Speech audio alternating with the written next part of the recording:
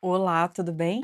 Chegamos ao dia 43 da nossa leitura da Bíblia comentada em 365 dias. Eu sou a Tati, Deus te abençoe pelo seu comprometimento com a palavra.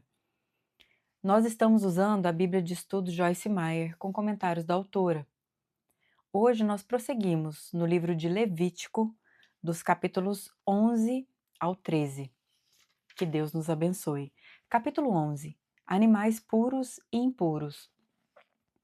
Disse o Senhor a Moisés e a Arão: Digam aos israelitas: de todos os animais que vivem na terra, estes são os que poderão comer. Qualquer animal que tem casco fendido e dividido em duas unhas e que rumina, vocês poderão comer. Vocês não poderão comer aqueles que só ruminam, nem os que só têm o casco fendido. O camelo, embora rumine, não tem casco fendido. Considerem-no impuro. O coelho, embora rumine, não tem casco fendido, é impuro para vocês. A lebre, embora rumine, não tem casco fendido, considerem-na impura. E o porco, embora tenha casco fendido e dividido em duas unhas, não rumina, considerem-no impuro. Vocês não comerão a carne desses animais, nem tocarão em seus cadáveres, considerem-nos impuros. De todas as criaturas que vivem nas águas do mar e dos rios, vocês poderão comer todas as que possuem barbatanas e escamas.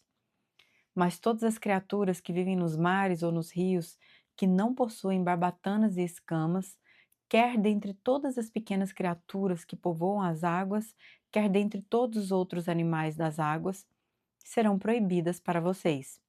Por isso, não poderão comer sua carne, e considerarão impuros os seus cadáveres. Tudo que vive na água e não possui barbatanas e escamas será proibido para vocês. Estas são as aves que vocês considerarão impuras, das quais não poderão comer, porque são proibidas: a águia, o urubu, a águia marinha, o milhafre, o falcão, qualquer espécie de corvo, a coruja de chifre, a coruja de orelha pequena, a coruja orelhuda, qualquer espécie de gavião, o mocho, a coruja pescadora e o corujão, a coruja branca, a coruja do deserto, o abutre, a cegonha, qualquer tipo de garça, a polpa e o morcego. Todas as pequenas criaturas que enxameiam, que têm asas, mas que se movem pelo chão, serão proibidas para vocês. Dentre essas, porém, vocês poderão comer aquelas que têm pernas articuladas para saltar no chão. Dessas, vocês poderão comer os diversos tipos de gafanhotos, mas considerarão impuras todas as outras criaturas que enxameiam, que têm asas e se movem pelo chão. Por meio delas, vocês ficarão impuros. Todo aquele que tocar em seus cadáveres está impuro até a tarde. Todo aquele que carregar o cadáver de alguma delas lavará as suas roupas e estará impuro até a tarde. Todo animal de casco não dividido em duas unhas ou que rumina ou que não rumina é impuro para vocês. Quem tocar qualquer um deles ficará impuro. Todos os animais de quatro pés que andam sobre a planta dos pés são impuros para vocês. Todo que tocar os seus cadáveres ficará impuro até a tarde. Quem carregar o cadáver de algum deles lavará suas roupas e estará impuro até a tarde. São impuros para vocês. Dos animais que se movem rente ao chão, estes vocês considerarão impuros: a doninha, o rato, qualquer espécie de lagarto grande, a lagartixa, o lagarto pintado, o lagarto da areia e o camaleão. De todos que se movem rente ao chão, esses vocês considerarão impuros. Quem neles tocar depois de mortos estará impuro até a tarde.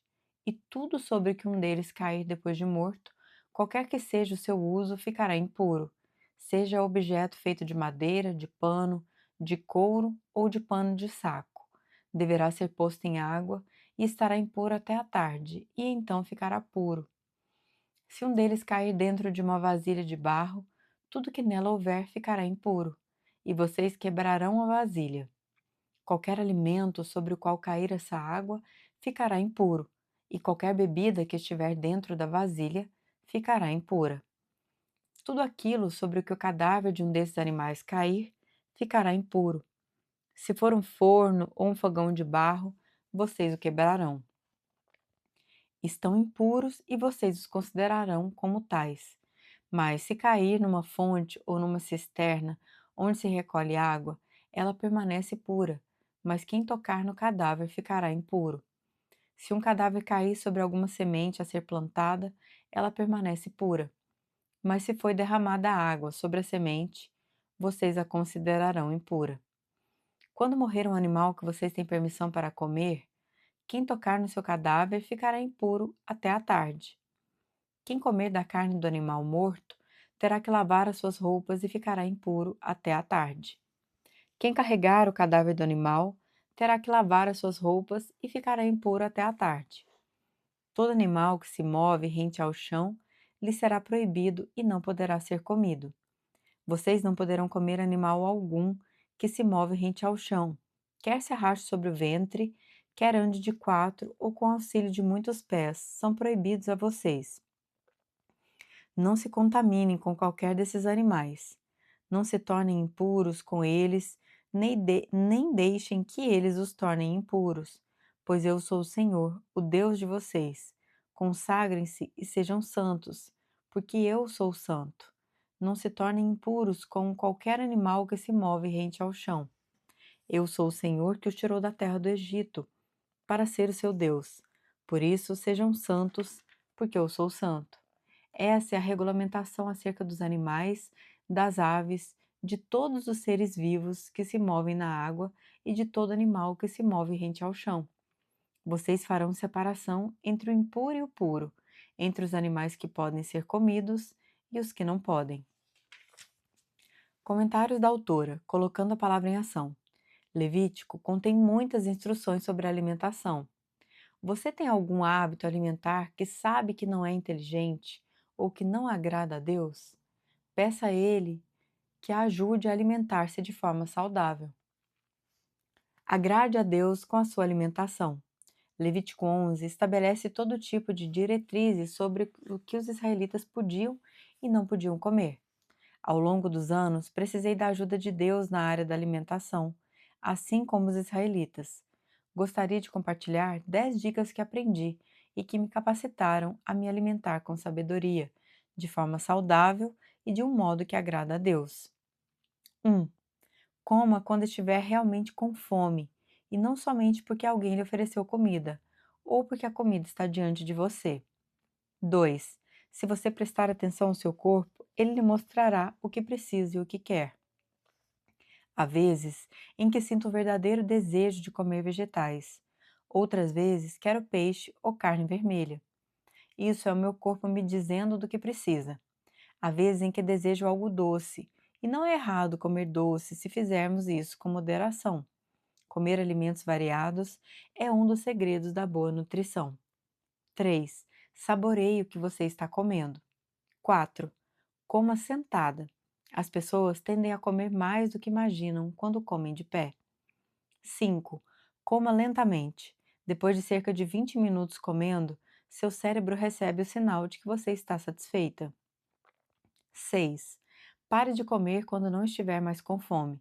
Sirva-se de porções pequenas, deixando para servir-se novamente se assim o desejar. Muitas vezes a primeira pequena porção a satisfará. 7. Coma porções pequenas com maior frequência em vez de uma ou duas refeições enormes por dia. Qualquer coisa que seu corpo não consiga metabolizar e usar é armazenada como gordura. Manter o seu metabolismo funcionando ao fazer várias refeições pequenas por dia ou lanches saudáveis entre as refeições realmente ajudará a ficar em forma. 8. Não faça estoques para festas gastronômicas, mantendo sua geladeira e despensa cheias de alimentos que você sabe que não deve comer, ricos em calorias e gorduras e de baixa qualidade. 9. Concentre-se nas coisas que precisa fazer e mantenha sua mente longe da comida. 10. Coma aquilo que for necessário. Todos nós consumimos muitas calorias que são realmente desnecessárias. Uma mordida disso ou daquilo, aquele pedaço de pão com manteiga antes da refeição, o segundo prato, quando na verdade já estamos satisfeitas. Pergunte a si mesmo se você de fato precisa de alguma coisa antes de colocá-la na boca sem pensar.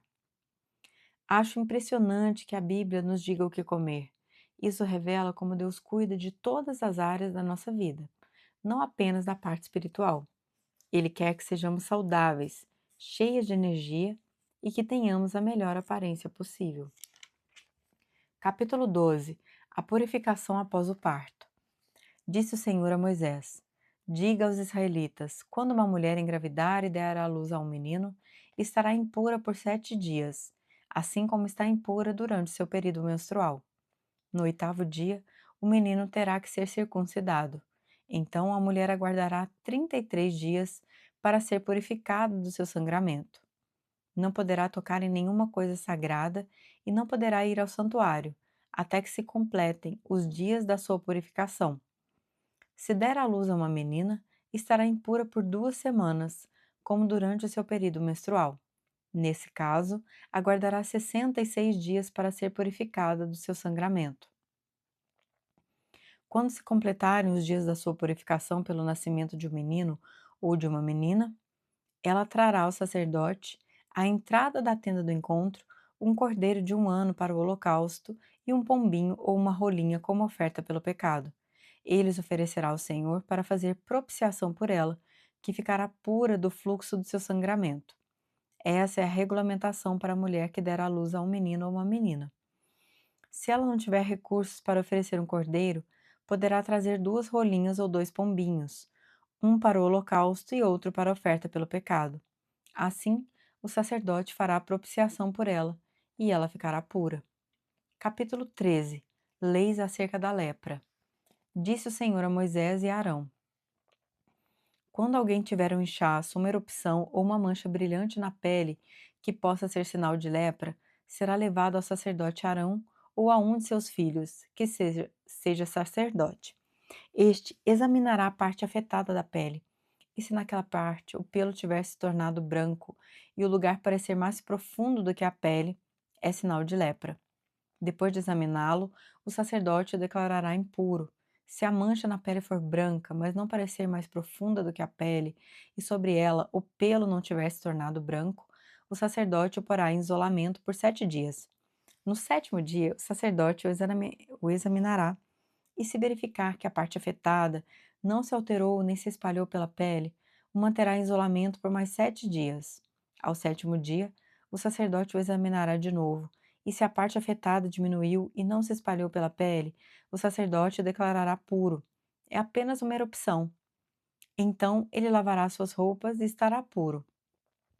Mas se depois que se apresentou ao sacerdote para ser declarado puro, a erupção se espalhar pela pele, ele terá que se apresentar novamente ao sacerdote.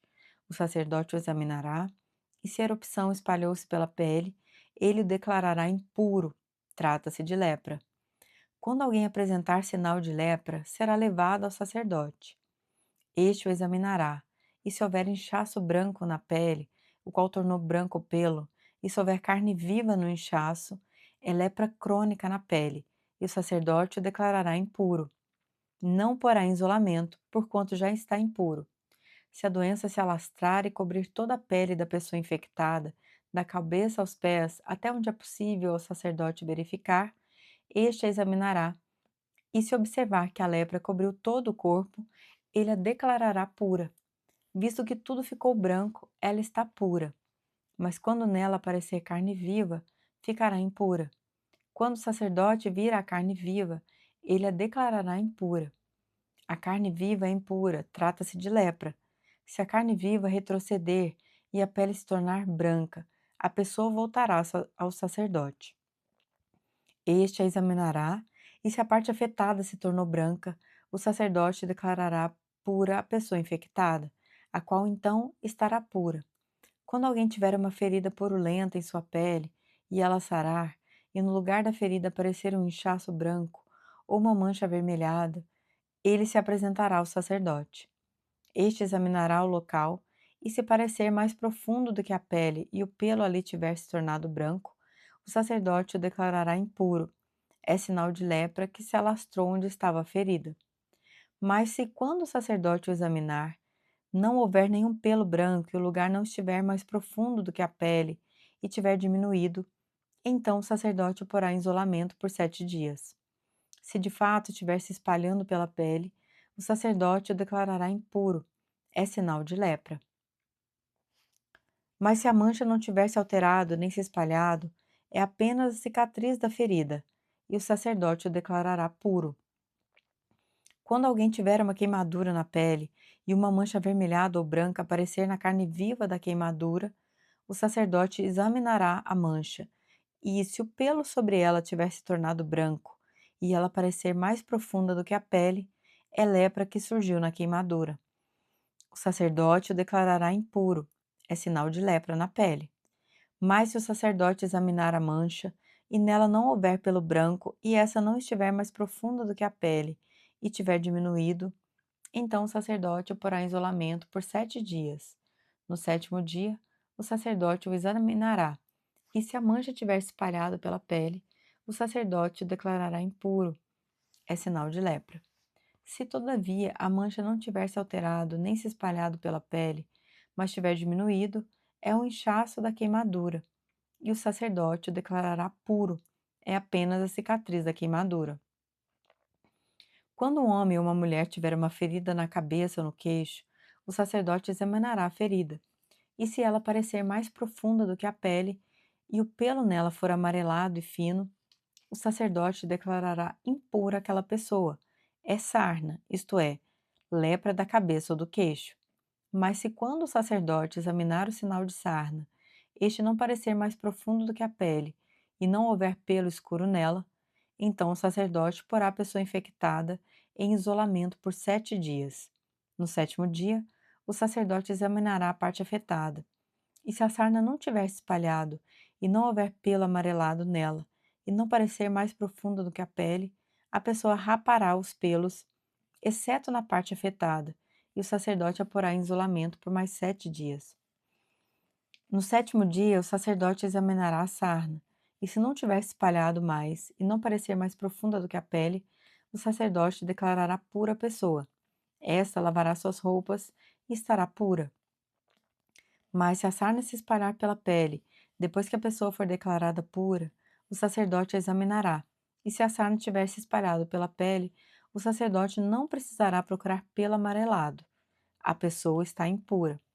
Se, entretanto, verificar que não houve alteração e cresceu pelo escuro, a sarna está curada.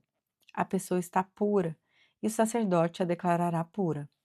Quando um homem ou uma mulher tiver manchas brancas na pele, o sacerdote examinará as manchas.